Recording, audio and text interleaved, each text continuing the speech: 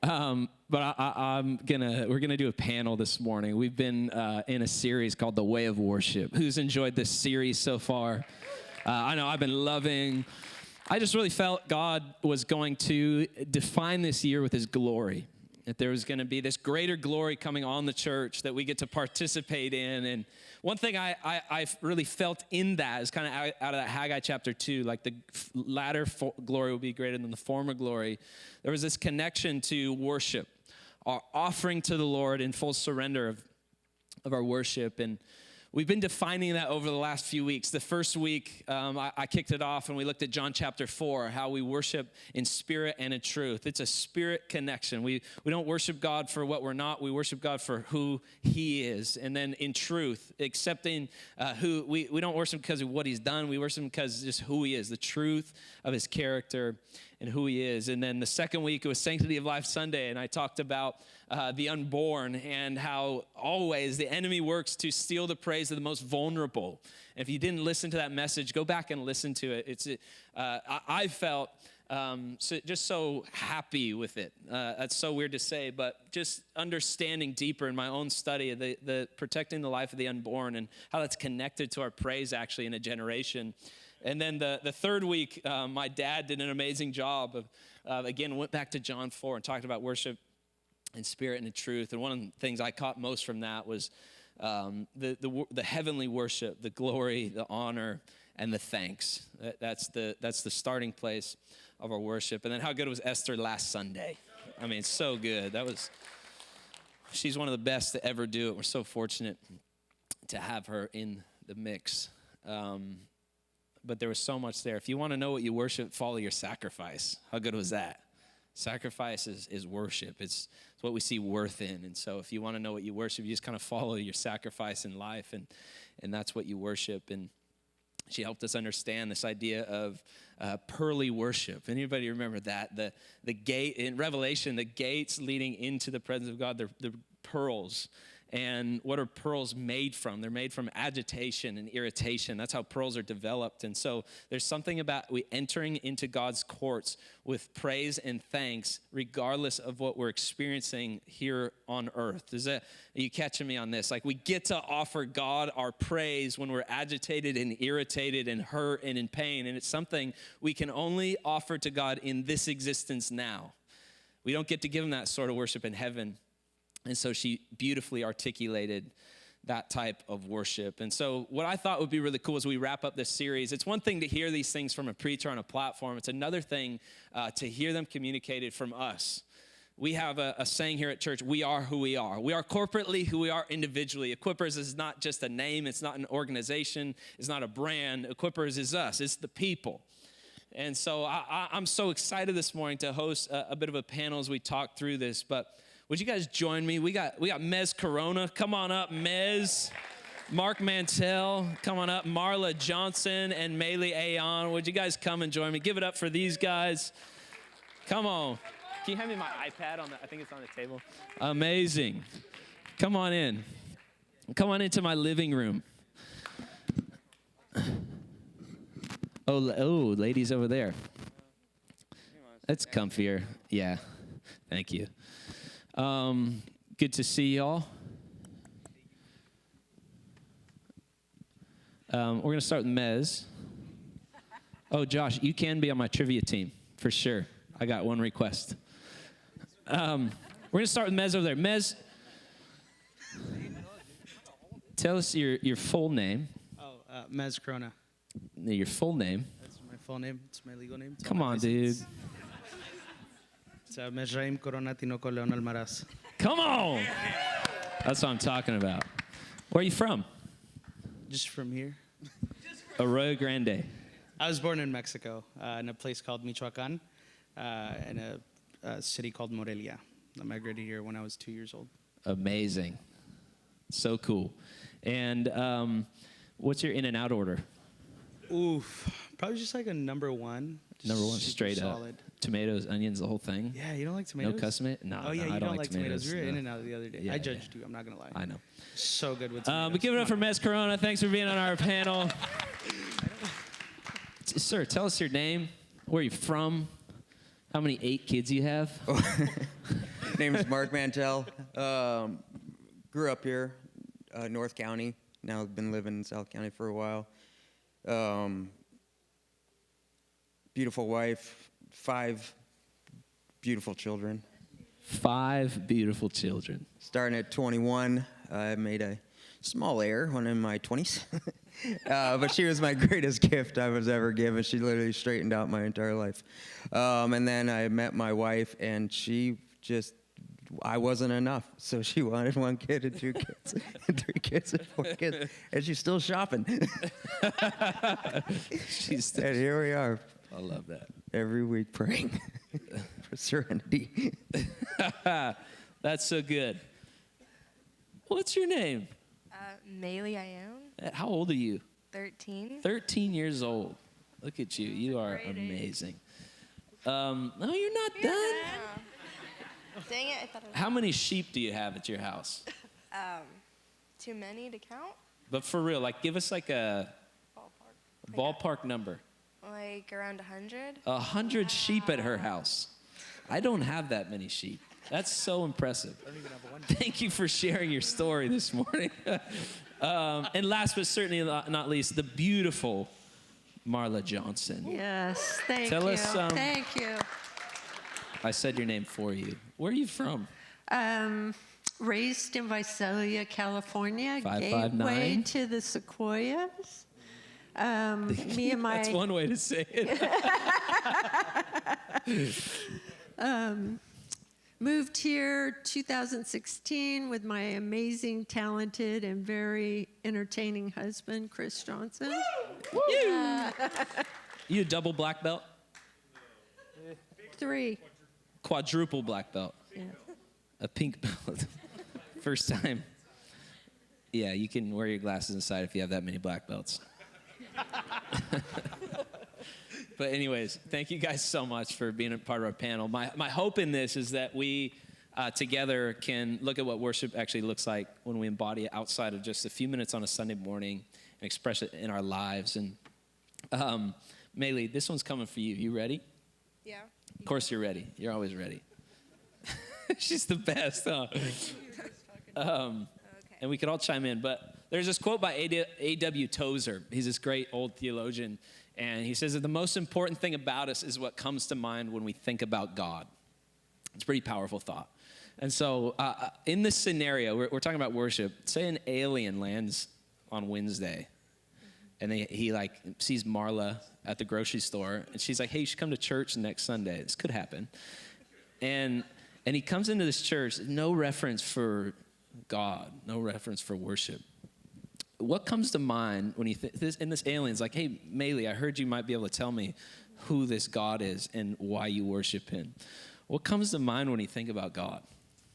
When I think of God, I think of like my friend, but also like as my father at the same time, because he has like, don't do this because it's bad, but also he's your friend where you can just tell him anything and he'll understand where you're coming from, and he won't be like, what's the word, like pointing you away, like turning you around the other way, because he understands you. Wow. That's good. That alien got saved, no question. Yeah, but why do you worship? Why not? Why not? Yeah. Why not? He's just saved me so much, like, even though I'm 13.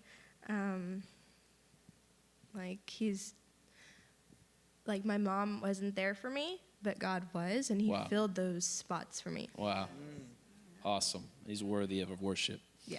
That's so good. Give it up for Maylee. That was amazing. Marla, what comes to mind when you think about God? And aliens.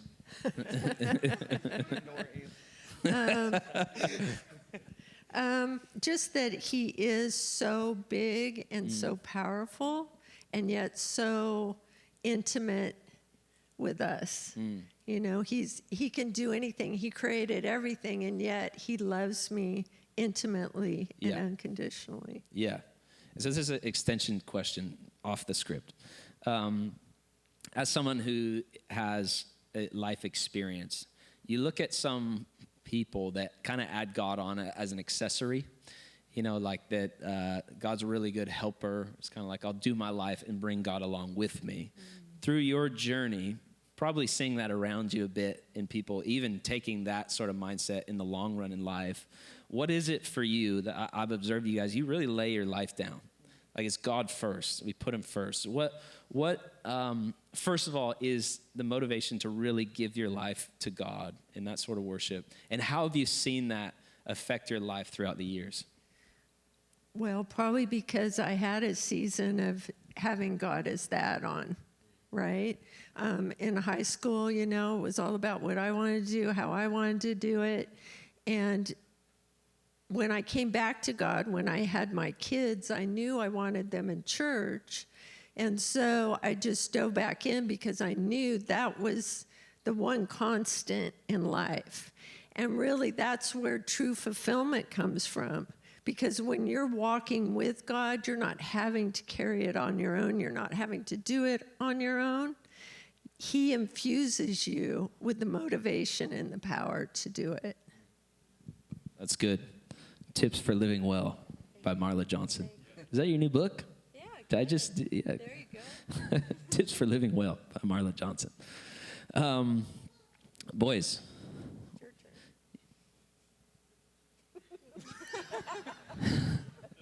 turn. Ask him everything. Okay, Mez.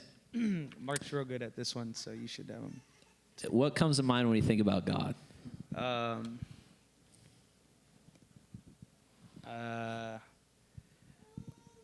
I guess I kind of think about my own experience in life, and I think about the first time I felt like desperate or scared or filled with anxiety and worry, and how I didn't know how to control that. And a lot of my journey has to do with like seeking God for, I guess just like healing from all that. I think about family, I think about culture, I think about my mom on a Sunday morning getting ready for Mass, Catholic Church. I was taught that God loves the poor when I was little. And my parents have never been prideful and very humble people, but they, I guess I just think about small beginnings. But I also think about hope. That's good. Oh, that's cool. How have you seen God come through in those, when you're talking about feeling lonely and desperate, kind of your journey? What happens when you encounter God in those spaces?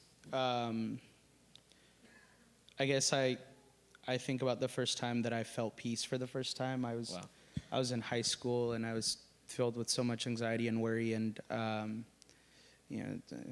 some of you know my story. I know you know my story, but thinking about, I always thought I wasn't going to make it past 20 years old, or I was going to die early or something like this. But I remember being 17, 18, a friend of mine invited me to church, and I don't know why I agreed to it. I guess because it related back to kind of my culture and my upbringing, but in a different way. And so I was like, why not? Why not?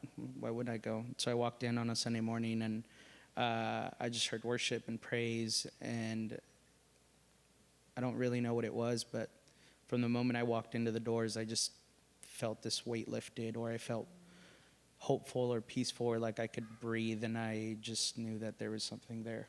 Wow. That's cool. That's the presence of God, huh? Yeah, that's what happens when we worship. That's so good. Mark, what do you think about? I'm looking forward to this answer. What comes to mind when you think about God? What's that mean to you? Like, you come into a space of worship, and you're like, this is the God I'm worshiping. Yeah, I grew up in an extremely strong family of believers, and even with that support, God has always been like the true Father.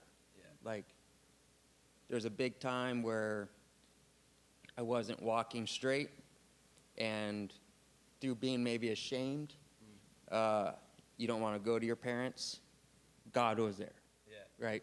Yeah. Whether it's behind a door, or in traffic, or no matter what place in life I was in, God was always present, and that always tripped me out. Yeah, totally. I grew up in a different style church to where they kind of hold you pretty accountable, you know, and it almost makes you feel unwelcome at times. And They eat donuts there in the green room? yeah.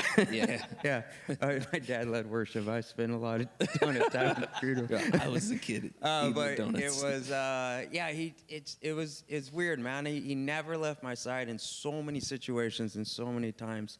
And even leading up into my life currently, there's hasn't been a stronger support or ability to lean for hope as a whole than walking with God. So That's so cool. He's it, man. Wow. So good. Amazing answers. I love this. I'm feeling inspired myself. Next thing I want to touch on, because I think this is so powerful, that last week Esther talked about that pearly sort of worship, like worshiping God in the middle of your pain. And when I spoke on the first Sunday, a lot of times we leave the reality of our life outside of church or outside of that space of worship. And we can use worship as like a form of escapism sometimes. It's like, I don't want to bring God all of who I am, because a lot of me is messy and confused, and there's still big questions there. And or I just experienced great pain, like there's great loss in my life. And I'm just going to leave that to the side and then come to God with some like false version of myself. You know, like I think we're all guilty of that at some level, not bringing all of ourselves to God. But I think we discovered through Esther's word last week of how unique and essential that type of worship is, to give God our worship even when we don't feel like it, when we're experiencing great pain and pressure in life, to still give him worship.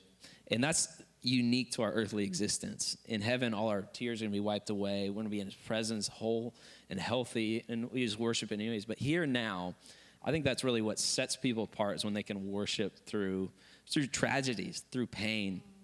And so just because I feel like it'll help all of us kind of key in on that and relate to it and help us go a little bit deeper in our worship, Marla, I'm gonna start with you. What's a time or an example that you've experienced like that sort of agitation, that pressure, that pain, but still you just chose, you know, I'm still gonna give glory to God. I'm still gonna worship. Wow. I'm sure we could all think a lot of different times that we've walked through that. The one that comes to mind is I had a season of grief for about 3 years. I lost my second dad, who was my stepdad, who was definitely a second dad to me. And then a year and a half later, I lost my mom. Wow. And then a year and a half later, I lost my dad. Wow. And I'm an only child. Wow. So it felt like home had been wiped away from me. Yeah. And so in the midst of that, it's just a whirlwind. First it's numb, and then it's the whirlwind. And you get so caught up in the have-to-dos and trying to do it without totally losing it emotionally. And so I feel like, for me, it was reminding myself where my peace comes from, right? Because God is the true north. He's the constant. And so sometimes I think in those places, it's actually an act of will that you decide to set your attention there. Yeah. And know that even though you're not feeling it, that it's an act of faith. And the word says to please God, you have to have faith. Yeah. So faith always pleases God, right? Yeah. So even though you're not feeling it, you set your attention there. And as you do, he floods you with every resource you need, which is that piece of the, in that period of time, God gave me glimpses of heaven. Wow. With my parents there. And there was so many breadcrumbs along the way that I could share that I knew he was in it. My dad, who had walked away from the Lord and wasn't really living it, and driving to the hospital to get there, and I just kept praying, Lord, I've got to know he knows you. And when I walked in the room, his first words to me was, me and Jesus have been talking. Wow. Yeah. That's cool. So, God's just faithful to meet you where you are. Yeah. Super faithful to meet you where you are. What about you, Mark? Worshiping through challenges and trials. Yeah. What's that? What makes a difference there? Yeah, I think, well, I've always had a feeling like I never deserved what I was given. And I feel like I've been blessed more than I've ever deserved. Yeah. And a lot of my prayers are, I should stop this, but I pray for challenges. I pray for God to challenge me to make me stronger, because I really don't feel like I deserve anything more. When you look at just our entire globe, right, the people and how blessed we are in America alone, let alone my situations, dealing with tons of friends who had trouble having children, and we're popping them out left and right, having friends losing businesses and opportunities just keep falling. It's almost like it seems unfair. Yeah. And so I've prayed for challenges, and we've been dealt quite a few. Thank you, Lord. But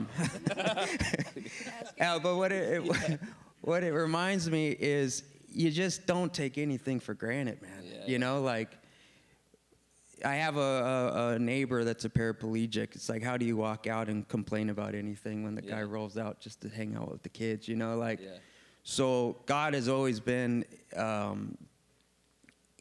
he's kind of my rock in that area, to where it's like, even if you selfishly feel like things aren't working out, you're far better than most people, right? Yeah. So he reminds me not to appreciate those kind of mundane regularities that we take for granted, and he keeps me grounded. Yeah, it's huge. There's a lot, between the kids and the businesses. I own a couple local businesses, and it's very easy to allow that stuff to distract you from your worship.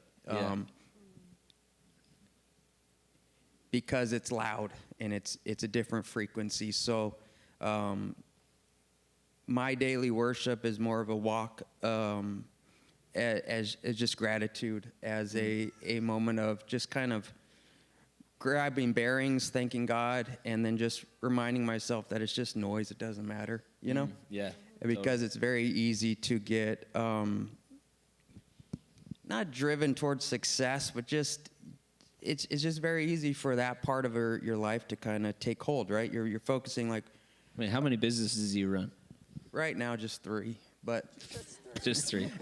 And I got 5 kids. We downsized. And a but it's like, why are you doing it? What am I even doing it for, right? We got kids, and it's like, what's the world going to look like when they're getting older? Yeah. That's should be my focus, right? Yeah, totally. And it's like, I've always wanted to be present. My dad worked so hard.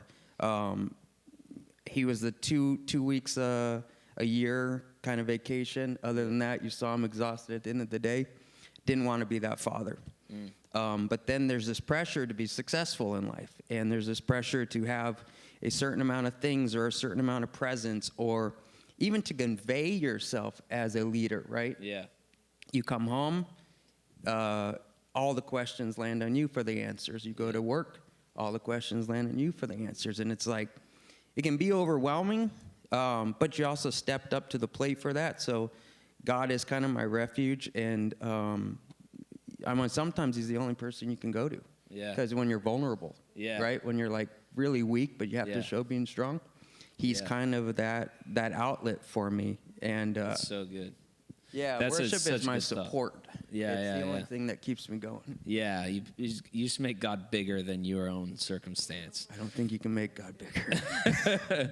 But I've read that reminded me. I a couple years ago, I was having a hard time, and I started seeing this therapist, and I didn't have to lay down on the couch, but I took that option. I wanted to do that as my first time. Like, dude, this is the way. I'm gonna lay down on this couch, and it's like, what's going on? I'm like, I just feel like at the moment everything ends with me, like with my responsibilities at my job, my wife, my kids. Like I feel that 24/7. Everything ends at me. Every question, every decision. If something doesn't work out, it's my fault. If something works out, it's my fault. Like that whole thing. And so he's like, all right, let's pray. And so I'm laying on that couch and starts praying. And then he just said, do you really think you're the end of the road? I was like, I do. He's like, I want you to think about that. Think about God and then think about your situation just for one more second. And think, again, do you really think you are at the end of the road for this stuff? And I was like, oh my gosh. I had assumed the position of God in my life. Like I had assumed that I was the end of the road for everything and that God was just going to come alongside maybe and help me when I mess up. Wow. But this reality, like making God, like it all lands on him. Yeah. Like he's my source. He's the supply. All these things that I'm just trying to be faithful to, ultimately we can trust him with it. I think it's so freeing to get that place in our worship when we feel pressure. Yeah. Like, I feel so much pressure, but I'm just going to give that to God because he's bigger and he's better and he's faithful. So thanks for that reminder. That was super good. Maylee, what about you? I am so impressed by you because everything you say and the way you hold yourself and the way you serve. This girl preaches in our kids' church on a regular basis, and she's just phenomenal.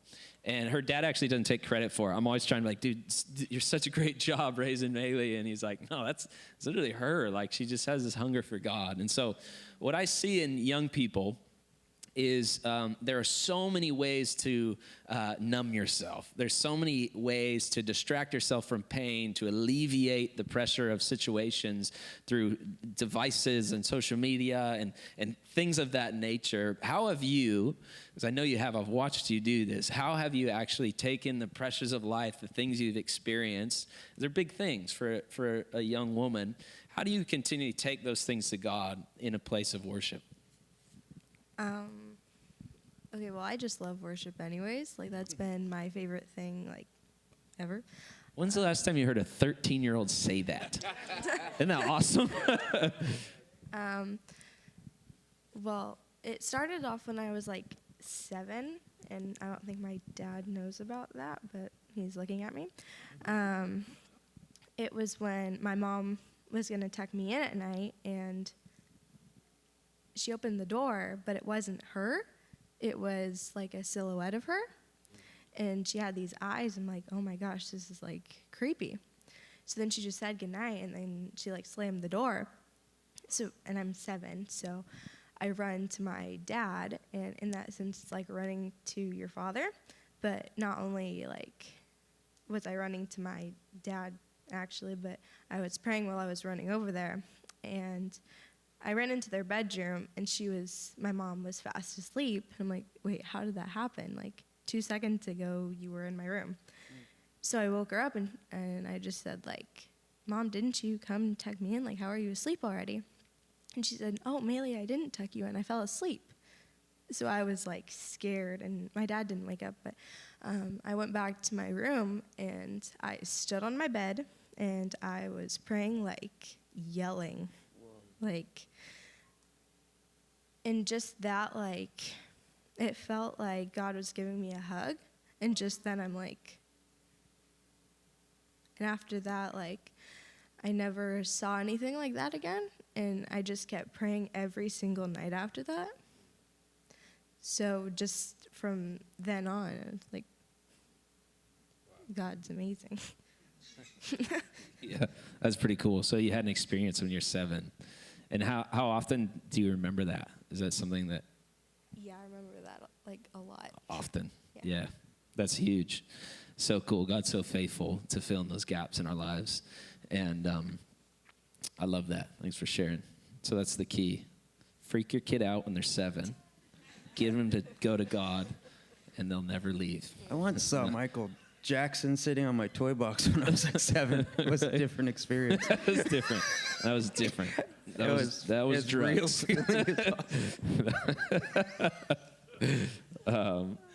Thank you for sharing, Maylee, and good for you. Just so faithful and steady. You're one of the heroes we got to put on our wall for sure. A young woman really pursuing God in the midst of this noise. Right? Isn't that cool? It's like that's it. That's it. So this is something that's really huge. I think mind-blowing for the modern church is to understand that our worship, I've said this already, but our worship isn't reserved for just church on a Sunday morning. Actually, in Hebrew, we see that the word worship is synonymous. It's the same word as labor or work. And so our work is our worship. So everything we do in life, what we set our hand to, and the way we build businesses and families and culture and all those things, it's actually like an expression of our worship to God. And so let's go out of the frame of mind just for a few minutes, if we can, of singing songs on a Sunday morning. How do we worship God in our labor? We got to work, right? Like it's a part of life. But how do we take those mundane, normal things and actually use them as expressions of worship? Mez. Tell us about your new job. Yeah. I work for a mental health company now in the sales department, and that has been big because now it was a personal mission for me. When I started, I mean, I did want to go into sales, but I just had so many different jobs that I was pursuing, and more on the tech side of things and automation and all that. And I remember I lost all my interviews. Like I didn't pass on like the second interviews, and I was like, oh man, what's going on? and then I was like really mad because I got COVID. So I had COVID, no job, just sad at home. Yeah, I was a while ago, man. You can come back. That was a while ago. But I remember actually, I just remember complaining, being like, man, why can't I just do this? And then I get an inbox email from a recruiter saying that they're a mental health company that a spot open in their sales team. They wanted me to interview. And I interviewed, and the mission was make mental health accessible to all. And the mission just became extremely personal to me.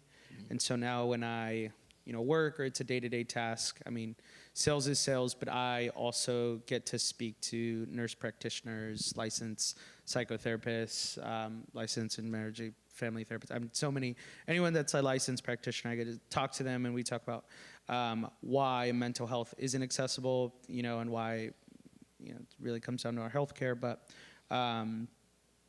it's different now. I feel like it's God-given, it's God-led. I used to suffer so much from anxiety and mental health, and it just has come full circle now to where I get to do that for someone else. When I take a call, when I talk to someone and they, come on board, and I just think about the people that are now going to have access to this. That's cool. That's huge, man. Good for you.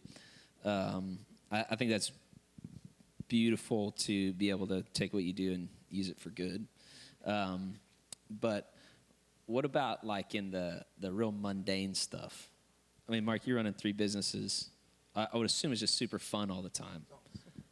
And like people are awesome. Employees stay. They never want more money. They always lock the door. It's so smooth. How many times have they just locked the door? Is that a normal thing? Like they forget to lock the door at night. You get the call like. We surprisingly haven't had very many alarms. Because I had this friend. Night. It was probably just the guy I worked with. His name was Ryan, and he did that multiple times. Yeah. We worked together at a surf shop, and he would one time he just left the doors open all night. That's open. I do so that in with my mind, garage. I'm like, that's what employees do. Yeah. That's not a normal thing. No, it's common. Okay. Yeah. He's doing well now, but anyways, tell us about like the grind of work and how you take all those things. You kind of explained it a little bit already, but you just don't come underneath it. Actually, take all the pressures and. I gave up on life's direction a decade ago, and just entrusted it to God. Yeah. And so everything that comes in my path is God just teaching me something, and that's how I see it. It's to make you stronger. So I really chase all of those teeth grinding, stressful, anxiety moments with just gratitude. It's huge. If you can't find that thankfulness for those opportunities. I mean, think about it. If we weren't put in trialing situations, who would we be? You know? Yeah, totally. We know everybody knows somebody that's had it a little too easy, and they're soft. Soft. We're in You're a world soft. right now where we can't Give be us an example soft. in the room. In Give us the an room. example. Wait, turn these lights down. We'll just start. Who's soft? How much time we got? No, there's nobody here. So my dad taught me to be a man, and Yeah. you got to step up to those. So you can't whine. There's no complaining. And so I chase those. It's frustrating as those times are. I just chase them with gratitude, and I thank God for the opportunity because it really has shaped who I'm becoming, and hopefully who my kids become. Yeah. Everything's driven off of raising that next generation. So I got a pretty big task at hand, and I got 3 boys that need to be leaders. So one of the slogans I remember is you don't just raise your children, you raise your children's children. Yeah, totally. So if they see me, if in vulnerability, if they see me in those tough times and they see how I react and they see me do it in a godly way, what a better influence, right? Yeah, totally. So you got to allow that grace on in those frustrations. You got to thank God for even the opportunity, because again, like I said before, there's a lot of people that are praying for the exact things you're complaining about. Wow. You know? Yeah, totally. That's huge. Yeah. That's amazing. That's a good perspective shift. I think we can all adapt to that a little bit. Yeah. Marla, what are ways you express worship outside of church? I think it's just being aware of God with you, Yeah. you know, and trying to have his eyes and his heart as you go through your day. Being intentional in the things he's called you to for each season. And God's really been teaching me about boundaries lately. Like, there's lots of good things, and you can get pulled in 100 different directions. Yeah. But if you're not stewarding what God's called you to in this season, it just takes away from what he is calling you to. Yeah, totally. So, but I did want to share when I was in the workforce. I worked for a family-owned business, and we always laughed like we could have had a reality show because it was constant chaos. Everybody's always fighting with each other and power playing and manipulating.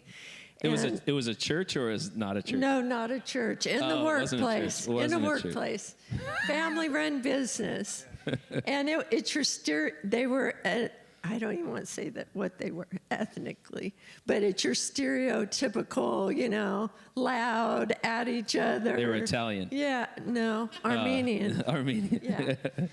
So, but what I wanted to say is the times that I realized that I was called there for purpose, then that just changed the perspective. Then I could pray for them. Then I could go in early and pray over their chairs, or speak encouragement, or, you know, just try to be a stress reliever for them instead of falling into the complaining of, oh my gosh, I can't believe you guys. you know? Totally. That's huge. Amazing. Lastly, I think we can all recognize sometimes when our worship is out of order. We can find what we worship by. We can trace our sacrifice. We can trace our thoughts. We can chase our bank account. We can chase our calendar to know really what we're worshiping in life, what we're prioritizing, what we see worth our worship. And I share this at team night, but just as a vulnerable way to start this little topic, a couple weeks ago, I started, there was like not very many people at church, and I started my message with like, hey, you guys seen the show Friends? You guys are probably here. And so you know how like they're all titled something different, like the one where Rachel forgets. And I started my message with like, well, this is the one where everyone had COVID. And like, sure, funny joke, whatever. But it was really like my insecurity of not trusting, like being insecure about the amount of people that were in the room. Like, there's so few people. People are going to like think that I'm not a great leader or something, and like, so we're in this space. We're supposed to be worshiping God. And all I can think about is the lack of people, like the amount of times we get in circumstances, in situations where our affection and our attention is so off. And I mean, as a leader, I think always continually trying to stay so sensitive to where God wants to nudge us to, like, the way that we're spending our time, the way we're spending our money, really how we're raising our family. But anybody have an example of that? Like, when you just get to the end of a season and you're like, oh my gosh, my attention was on the wrong thing. That's all I could think about. It's all I could talk about. And God had something better the whole time. Anyone have an example? I mean, that would probably be the first, when I had my daughter at 20, the years leading into my wife, there was a lot of selfish direction, right? I think the solvent to that, when you're an entrepreneur, or you're very driven, or you're not scared of anything, you take a lot of risk, a lot of chances, and it's so easy for your directive to go the wrong direction, right? And you're not doing it selfishly necessarily, you're just trying to make something of yourself. And in my own walk, that's when I maybe just kind of walked away from the church more and was kind of doing my own focus group, right? Yeah. I think God in particular answered that when he gave me the family and this church in particular, the community, right? Our family, as that reminder. So yeah. I was telling my wife the other day, there was a moment where church just wasn't my thing, and I was trying to find God outside of it. And I honestly didn't think that there would be a point where I would go back. It just wasn't providing anything, right? Yeah. And I was telling her now, it's like we went out of town. I'm like, oh, the first thing I get is text, like, where you at? It's like, you're part of something, right? Yeah. So that's without the family to go home to and slap your head straight, right? Yeah. The kids to be your focus and be like, it's not about you, man. Yeah. The community to hold you accountable. I mean, that's just God working, more totally. or less, right? So it's enabled me to kind of divert from those selfish desires and the directions I went and realize that what you're doing, what you're serving is much bigger than you. Yeah. It's huge. And then there's the frustration after that point. What's your purpose then? Yeah. And that's chapter 2. Yeah, that's chapter 2. But as far as now, that's God gave me this community, and that's kind of been your redirect. You know? Totally. Yeah, the intention is all this to be expressed within the context of community. For sure. Because he gives us people. Yeah. He doesn't give us the fruit of the Spirit so we can love him more, right? Like, we don't need patience or love or faith, like some, but like he gives us those things so that we can actually do life with other people. And be nudged in a way that we're constantly going to God to grow and be held accountable to what he's doing in our life. So, hey, lastly, Maylee, is as a 13-year-old in this is a pretty wild scene out there, isn't it? I'm a little out of touch, but it seems a little bit wild. It seems like there's a lot happening. And how, as a young woman, do you just clue us in? How do you keep your eyes on Jesus through all that noise? Okay, well, in coronavirus, like at the lockdown, I didn't, because life was going so well at that time. Oh, wow. Sort of. But I was just like, oh, my life is going great. And then I didn't, like, look to God at all. Like, I was just very disconnected. But, like, 2 months later, my parents aren't together. Like, she's with another lady.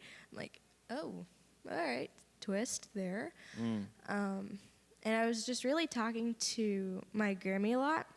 And she's, like, her relationship with God is amazing. So she just really, like, helped me back in that direction, just to keep my eyes on God and know that, like, he's always there for me and that he never really left. But, yeah. That's so good. It's awesome. Thank God for Grammy. Yeah. Any Grammys out there? Yeah. Keep doing your job. You're a hero. Yeah. But it also, like, just made me realize that why I wanted to go into kids after was to help in like, kids ministry. Yeah, to help them not lose sight of God and to know that they're always, like, he's always with them.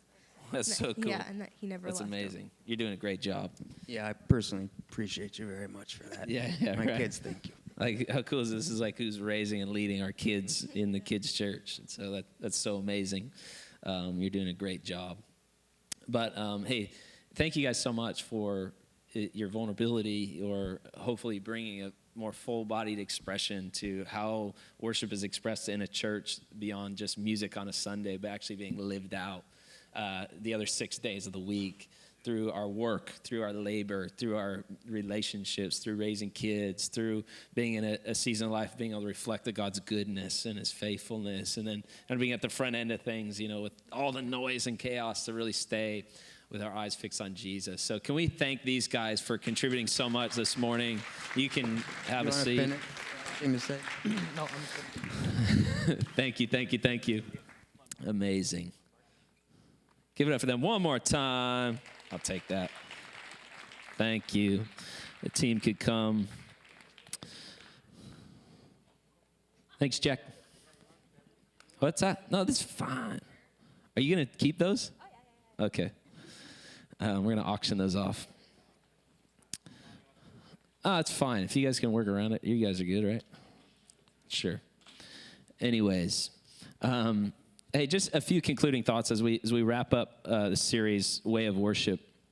Like I said, this is the way forward. Is the way of worship in your life, in your pursuits, where we're going as a church, what we want to see God do in a community, in a region. I mean, I'm really hungry for God to bring revival, for him to awaken our city, to him really to see transformation. I mean, my dad, with tears in his eyes the other night, had this vision of some people I've been praying for a really long time. Like, it's going to happen.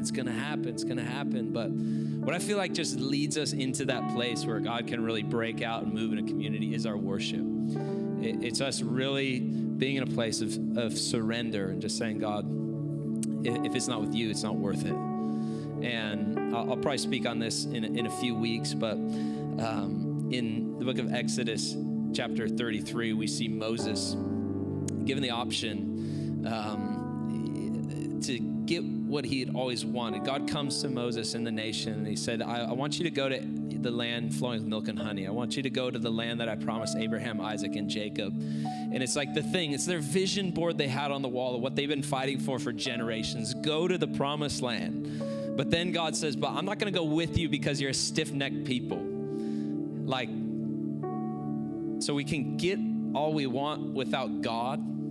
He's like, yeah, go ahead. And Moses stops, and the people gather, and they realize what they had done. They'd become stiff-necked. And what was set in Moses' heart is that he would rather have the presence of God instead of the promised land. He wasn't after the promised land. He was after the presence of God. There was something in Moses from what was cultivated since his first encounter at the burning bush 40 years earlier. When he encountered God, he came out of this bush, he spoke to him, he turns his attention to it and said, I am who I am, I'm going to be with you. And then Moses is at this point in his life. He's like, I could have everything. Like, this is the thing we've been after. This is what we've been laboring for. This is what the wilderness was for. Like, we can go to the place flowing with milk and honey, but God's not going to go with us. And so I'm just so challenged by that in this season that we're in, and what we've got our sights set on, what we want to see God do in our personal lives, in our church, the vision board on the wall, if you will, that there has to be this thing in us. Like, I'm not willing to step into that without the presence of God leading me.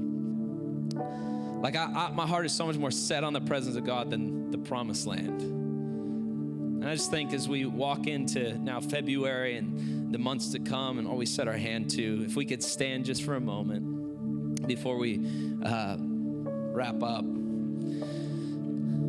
In just this place of surrender once again. Like, God, I'm not going unless you're going. We kind of adjust our plans. We adjust our attitudes. We adjust our lives to be fixed on the presence of God rather than the promised land of God, if you will. Like, the stuff will come. The stuff is cool. But as a church, we just want to be distinguished by the presence of God. And so if you're able to, with hands lifted, Lord, right now, as we seal the end of this series, we don't consider it an end. We consider it a beginning into a lifestyle where we cultivate worship, where we continue to lean deeper into your places of your presence, God, early in the morning and throughout our days and what we do in our work and everything we set our hand to. We just make a decision now to prioritize the presence of God, to prioritize the presence of God, to prioritize your will above our will is our expression of worship. And we believe as our lives are laid down that you would use them as conduits, that you would use them as vessels of your glory, that we would see transformation in our families, in our workplaces, in schools, in cities. God, it starts from a place of surrender and saying that I'm not willing to do anything, go anywhere unless you're in it. And it's not so much you coming along with me. God, I want to go where you are. Take me to where you are. Lead me, good shepherd, by your voice and your presence.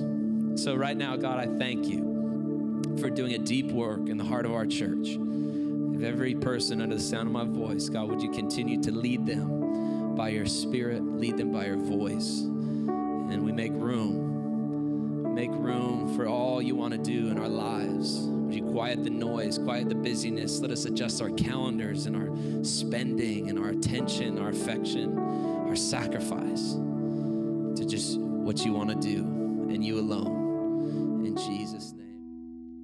Thanks so much for tuning in. We hope that message was inspiring, encouraging, and hopefully equipped you for life. And if you're looking to get connected with Equippers Church, you can go to equipperscc.com/connect, fill out a simple form, and someone from our team will be reaching out. You can find all kinds of opportunities to connect, to give, and receive prayer on our website, equipperscc.com. And hey, we really hope to meet you in person sometime, see you in the room. But until then, keep tuning in. We hope that you are blessed by Equippers Church here on YouTube. Love you so much. God bless.